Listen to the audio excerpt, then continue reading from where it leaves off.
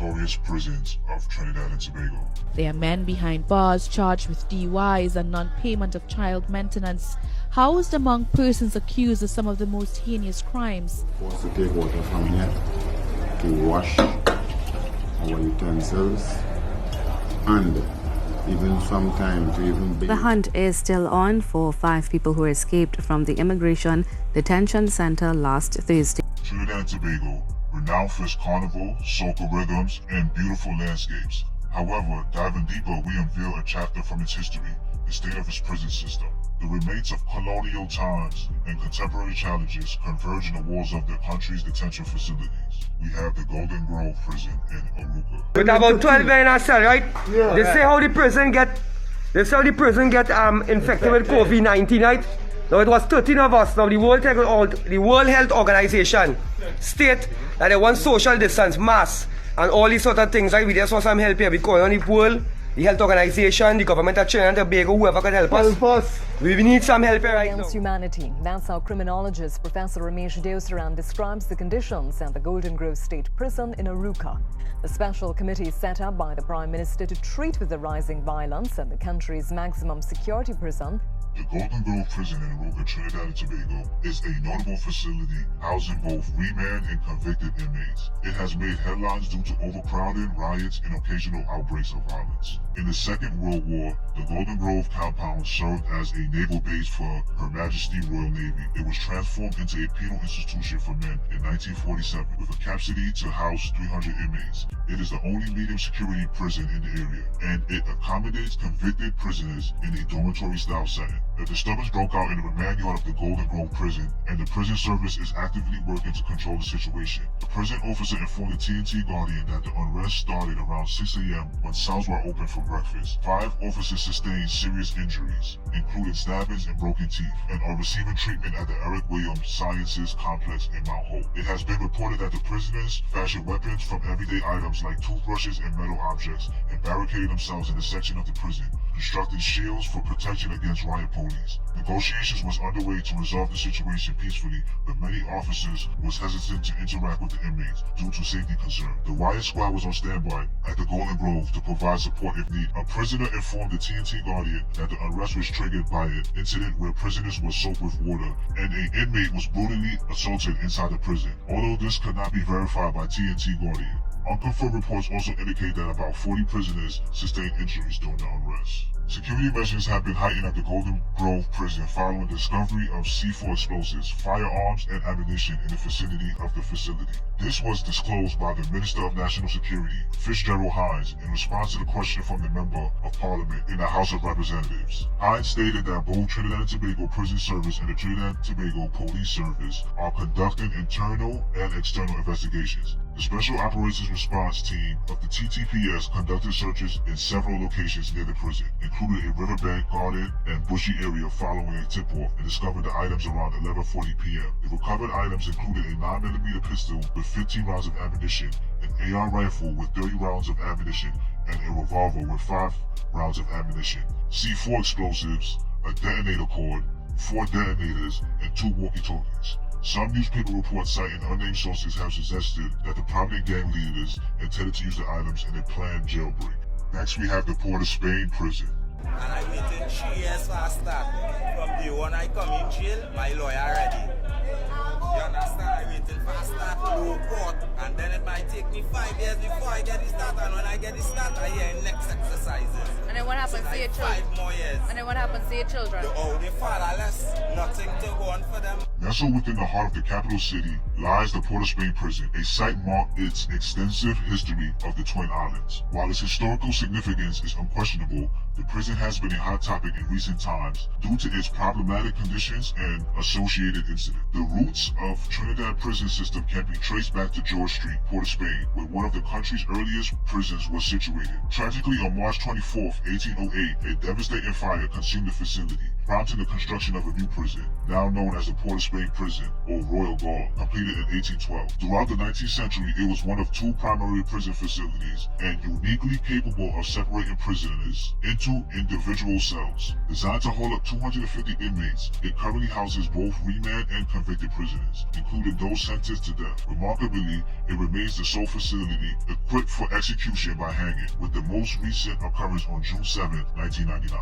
An investigation is underway by the Port of Spain police following a stabbing incident at the Port of Spain jail. At about 8:45 a.m. on a Sunday, a prisoner sharing a cell with 4 others was discovered with multiple stab wounds after prison officers responded to a disturbance. A makeshift knife was recovered at the scene. The injured inmate was promptly transported to the Port of Spain General Hospital, where he remained in critical condition until the following day.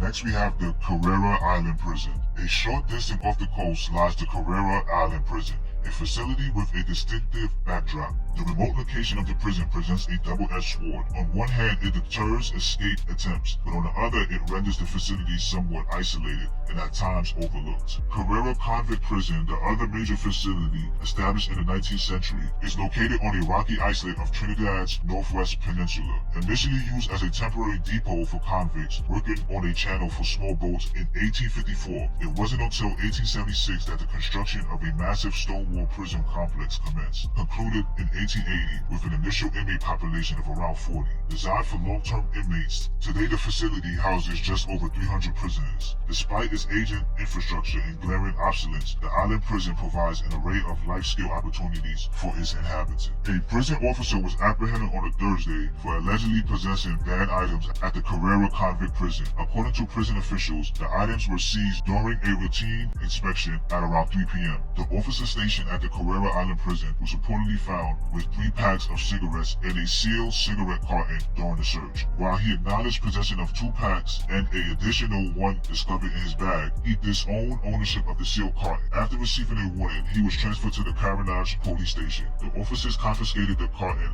for fingerprint analysis and detained the officer for further questioning. Next, we have the Remand Prison in Arouca.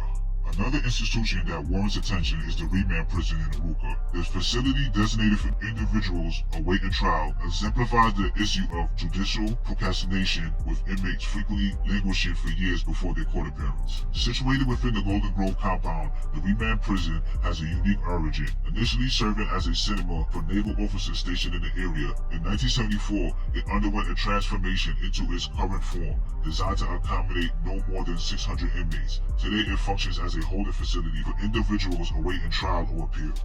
Next we have the Eastern Correctional and Rehab Center. The hunt is still on for 5 people who escaped from the Immigration Detention Center last Thursday. The 5 22-year-old Jamaican national Krishna Bailey, 23-year-old Guyanese national Ryan Badal, and 3 Venezuelan nationals, 24-year-old Rodney Noel Reyes Mendoza, 27-year-old Jose Luis Ramirez Yanez, and 32-year-old Luis Carlos. The Immigration Detention Center in Santa Rosa is expected to become fully operational in the next 2 weeks. Minister of National Security Stuart Young on Wednesday commissioned a section of the Eastern Correctional and Rehabilitation Center at Pinto Road, South Santa Rosa, as an expansion of the Immigration Detention Center. The facility is the second of 2 prisons established in Trinidad and Tobago during the post-colonial era. The ERC was initially designed to detain individuals during the 2011 state of emergency. However, post-termination of the SOE, the facility, with a capacity to comfortably accommodate over 400 persons, continued to serve a broader purpose, housing remandees, convicts, and prohibited immigrants. In 2019, a segment of the facility was designated as an extension of the Immigration Detention Center by the Minister of National Security. This followed the onset of the COVID-19 pandemic in 2020. Jaden DuPaul, who stood accused of fatally assaulting his 75-year-old grandmother, was discovered deceased at the Eastern Correctional Rehab Center, Santa Rosa Heights, Arima. Despite being observed alive at 5:30 a.m. on the day in question, prison officers found his lifeless body during their 7:30 a.m. rounds. Following the discovery, Arima police and a district medical officer were summoned, and the body was subsequently transported to the Forensic Science Center in St. James for post-mortem examination. examination.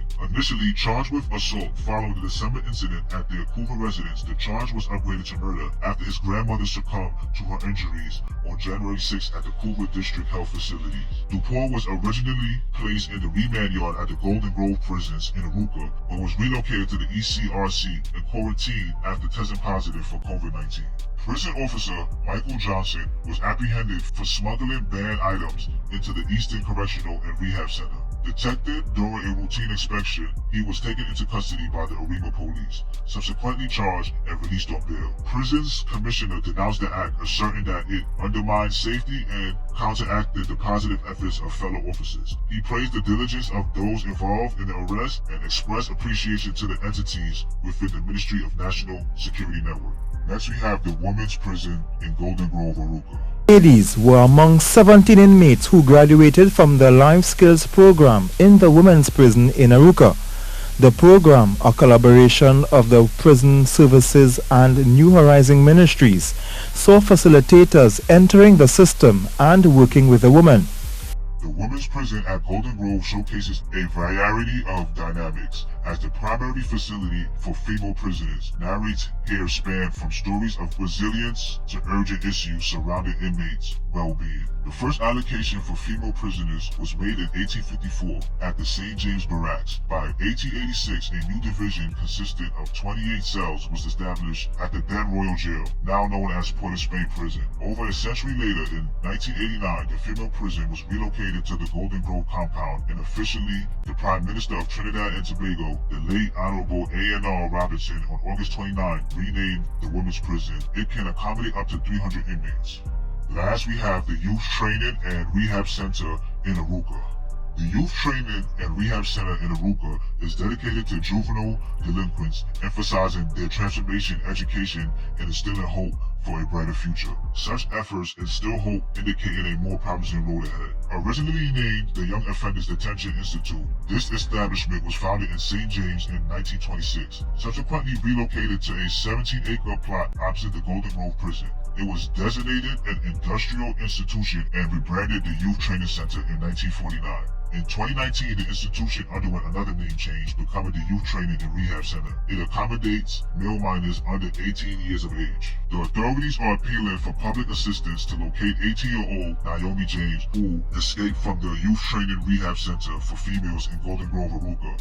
Officials noticed her absence during a routine check around 11 p.m. on a Sunday, triggering an immediate search that as of the following night had not produced any results. A resident of Valencia, James was admitted to the facility in February 2019 on charges of assault and breaching the peace. An 18-year-old murder suspect who had evaded capture from the Youth Transformation and Rehab Center 2 years prior was apprehended in the vicinity of his residence by fellow officers from the St. Margaret Police during an operation at Old Train Line St. Margaret. The teenager was found in possession of a handgun, ammunition, and cannabis. He was brought before a magistrate at the San Fernando Magistrates Court, where he was not obliged to enter a plea due to outstanding warrants for murder, escaping lawful custody, robbery, and firearms and ammunition offenses. Bail was denied, and he was remanded into police custody until the next court appearance on April 18th. Trinidad and Tobago's prisons mirror its rich history, challenges, and dreams. As the nation looks forward, the transformation of its prison system remains a chapter in its evolving story.